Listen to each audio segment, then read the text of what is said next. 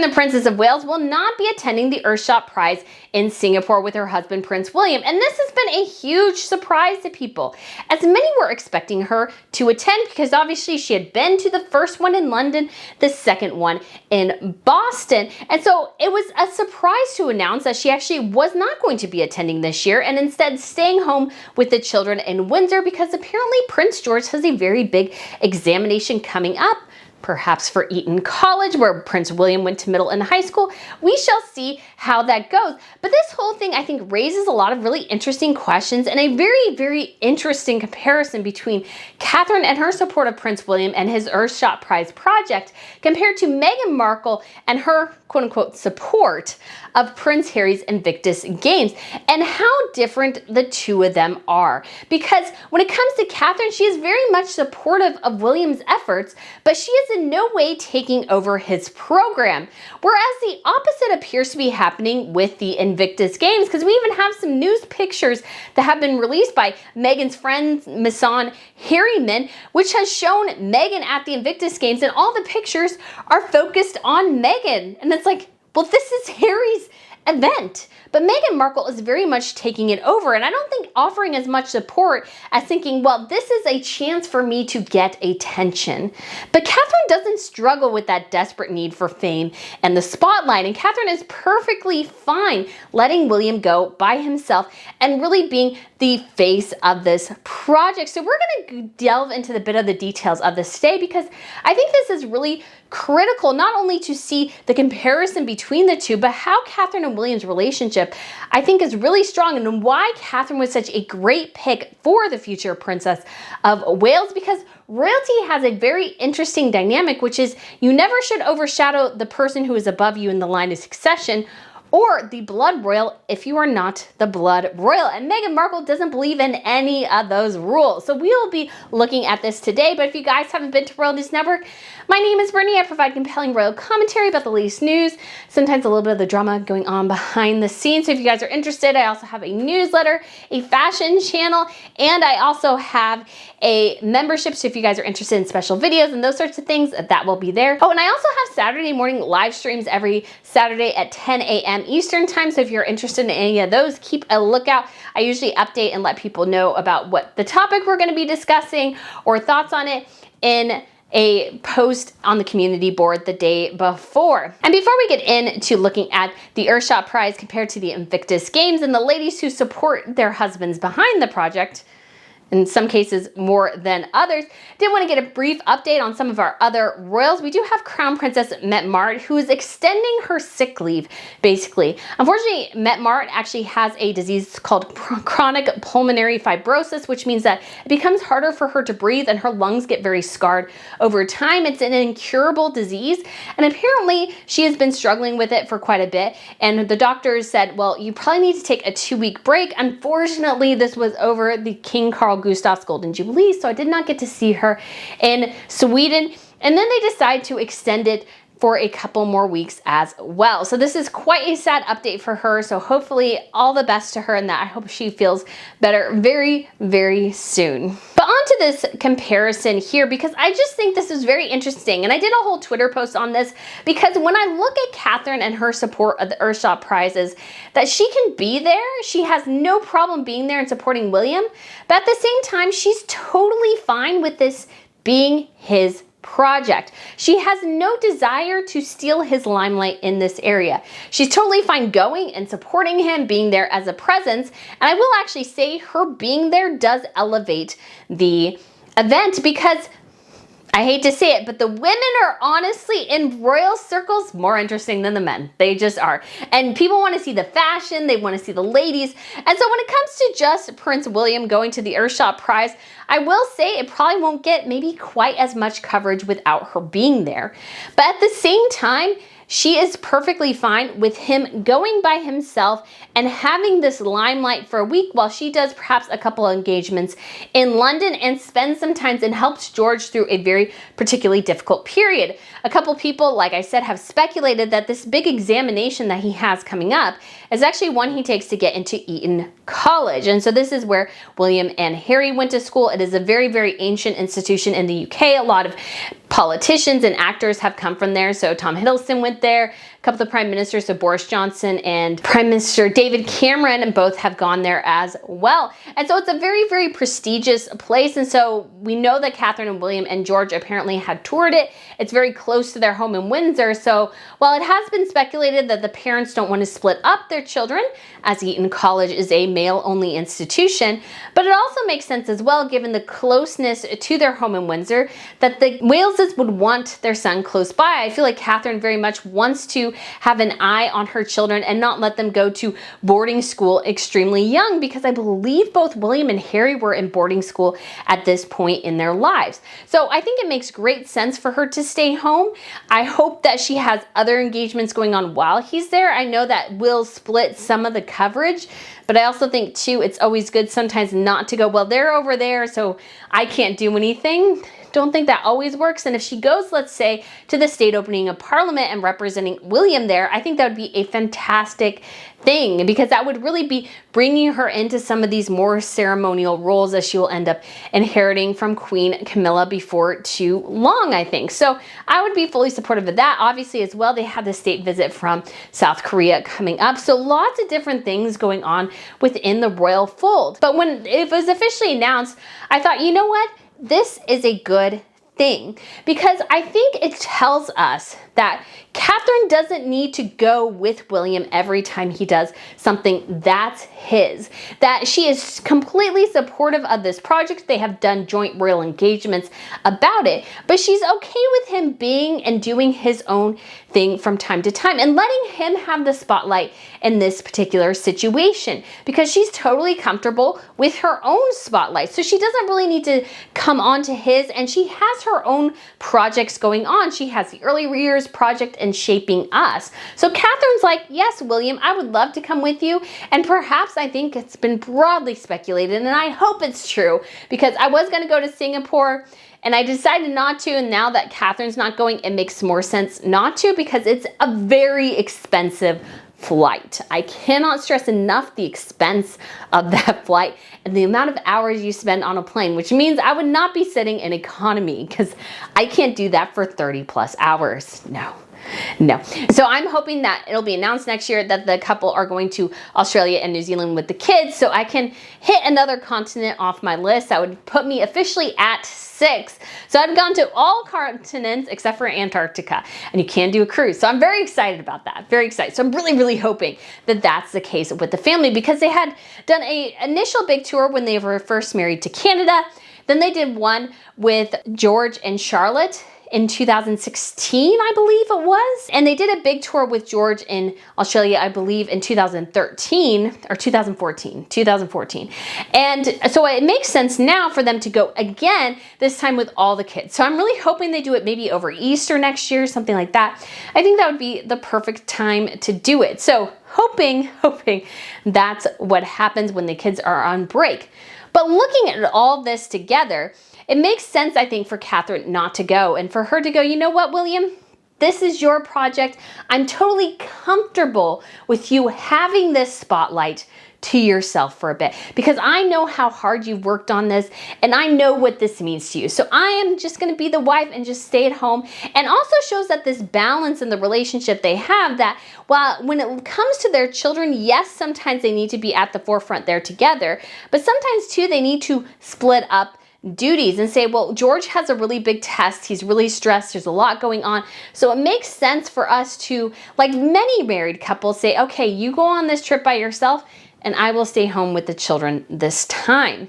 And so I think this is fantastic. The interesting comparison, though, is how Harry and Meghan are doing the Invictus Games, and how Meghan has taken over the Invictus Games, Prince Harry's passion project. She is not comfortable with him having the spotlight to himself for that week. She has to go in there and basically try to grab as much attention as possible and as many mics as humanly possible, so she can spill some word salad to the audience of Invictus Games. We saw this when she first arrived in Germany. The first thing she did was grab a mic and talk to the crowd about how excited she was about the games. But as you watch through this week, it became so clear that Meghan does not care about the Invictus Games, does not care one iota, and does not care that this is Harry's project and Harry's passion, because she had taken over the entire thing, and it became all about her fashion,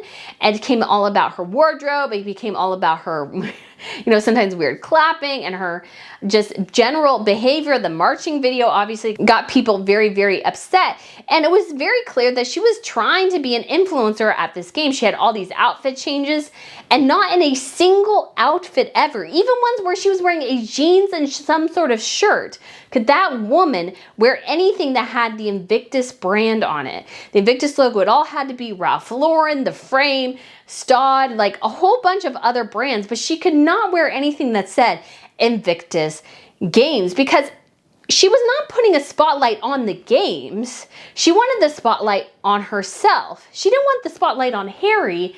It had to be on Meghan Markle. And because of that, I feel like the Invictus Games are essentially dead now at this point. Because what are we supposed to attach to on this? I don't even understand what the games are about anymore.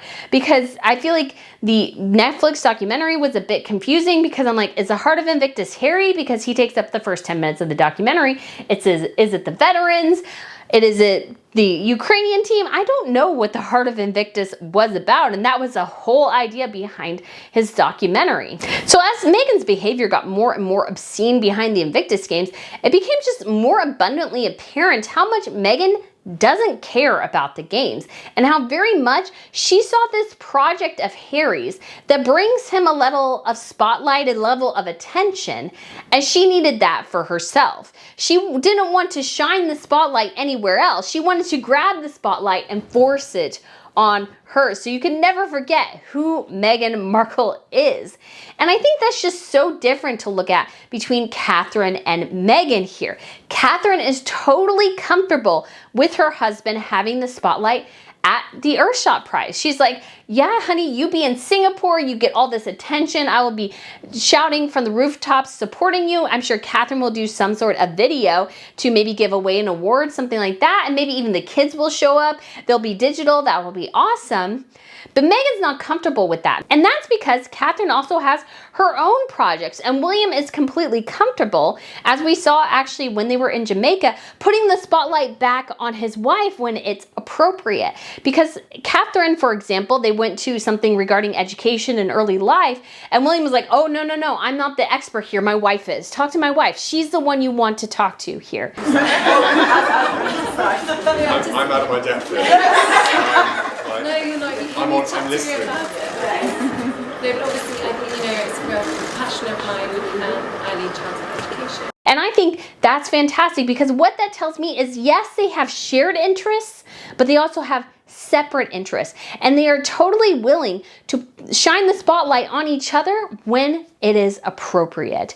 And especially because, again, when you're looking at a royal role, always the blood royal comes first. I hate to say it, but it is completely the case. No matter if it's a male or a woman, no matter if it's a man or a woman, whoever has that blood tie is elevated a bit more, because when you're going on these foreign royal events and stuff like that, you're not going there because they particularly think you as Catherine Elizabeth Middleton are all that interesting. I mean, they do, but they're really doing that because Catherine Elizabeth Middleton is married to the Prince of Wales, and ergo the Princess of Wales, or at one point the Duchess of Cambridge, or for that very brief moment, the Duchess of Cornwall at Cambridge. That was fun for a minute. And because as well he is the future king, William also cannot overshadow his father too much, and neither can Catherine to an extent. However, I will say again, naturally, women attract more of the spotlight when it comes to royals than the men do. That's just how it goes. But when it comes to Meghan and the Invictus Games, Meghan doesn't have, I think, any project of her own at this point. Yes, they supposedly have some sort of scripted movie they're working on, and she did have her podcast, but Meghan has nothing to promote. And so what does she have to do? Well, she has to take away some of Harry's spotlight at his own event to help promote herself for her future endeavors, like her influencering career. And I think it's just something where it's not that Meghan can ever let Harry have the spotlight. She has to steal it from him, or as much of the spotlight as she can. We even see this again in the Mason-Harriman photos. When you look at this series of 4 images, what comes to mind in the forefront is that Meghan is in every single one of them. And she's usually in the one in better focus, the one who is the center of attention here. And then Harry is sort of a background character within these images. And there is one where it's just Meghan and one of the competitors, and I love somebody put like a halo around her, you know, because we need the Saint Meghan image. But when I look at these, I find it a bit disgusting because this event is not about Meghan Markle. It's not. I don't know where Mason got that message except for perhaps Meghan. And it's not even about Prince Harry, although he should be much more the focus of these images than Meghan Markle. The images were clearly about promoting Meghan. And I'm like, so did you not take any pictures of any of the competitors? Was that not of interest to you? Or were you solely there because everything about Meghan must focus on Meghan? And so you were there to get the images that Meghan wanted. So at some point you could release these images and just say a lovely moment/moments at the Invictus Games. That was all he put on Instagram. I'm like, that's kind of lame. Do you have nothing else to say about the Invictus Games? Nothing else to say? All you can say is, it was lovely. Lovely moments. Nothing about the competitors, the games, anything like that. And while you could say too that this channel is not focusing on the games either, that's not my point, because I focus on royals and royalty, and there's other people who focus on sports and veterans and those sorts of things, and I totally support them if they want to do a whole examination of the Invictus Games from that angle. But I'm looking at the royal aspect here and how Meghan has totally really destroyed this brand, these games that Harry had created. Now granted, you could say it wasn't his idea, he stole the idea from somebody else and yada yada yada. I totally understand. But this was his baby, and you still feel through the documentary that he thinks this is his baby. But I don't think Meghan Markle agrees. I think she thinks this is, well, it's his thing, but it needs to be on me. I need to have the attention. She was not comfortable being at home for a week while he had all this attention at the games. She had to butt in to steal some of his thunder because she cannot generate enough on her own. Meghan Markle doesn't have anything at this point to market to people. She lost her podcast. Nobody cares about it. They did a couple documentaries. Most of the time, nobody cared except for the one where they talked about the royals. And she doesn't really have anything else in the docket. And so why was she there? What does she have? How is she connecting to the games? She's not creating merchandise for it. She's not creating, let's say, brand deals or something. She's doing nothing to actually infuse these games with anything. And you could say perhaps that Catherine's not doing the same with the Earthshot prize, but at the same time, Catherine's not taking it over. She's just there to support her husband. Meghan is taking over the Invictus Games to the point where they're no longer the Invictus Games, they're the Meghan show. And that's, I think, a big problem. And just comparing the two women and how they support their husbands in these different endeavors, it's so clear how much more healthy Catherine and William's relationship is than Harry and Meghan. Because Catherine and William can do things together, and they can also be separate, and they don't mind sharing the spotlight and then shining the light on each other. But Meghan and Harry, oh no, no, no. The spotlight must always be on Meghan. If it's not, she must redirect the spotlight to herself, not to anybody else. And I just think that's so incredibly sad. And so I'm wishing Prince George the best of luck on his exams. I hope he is able to do them and that Catherine's presence there is a great help. And I hope maybe we see Catherine at the opening of Parliament, because it would also show as well how Catherine is supporting the broader royal family. So I'm really hoping for that. We shall see. But guys, I hope you enjoyed this video. Let me know what you think about my comparison here, because I thought that was just really interesting. And so guys, I appreciate you watching, and I look forward to seeing you again soon. Bye.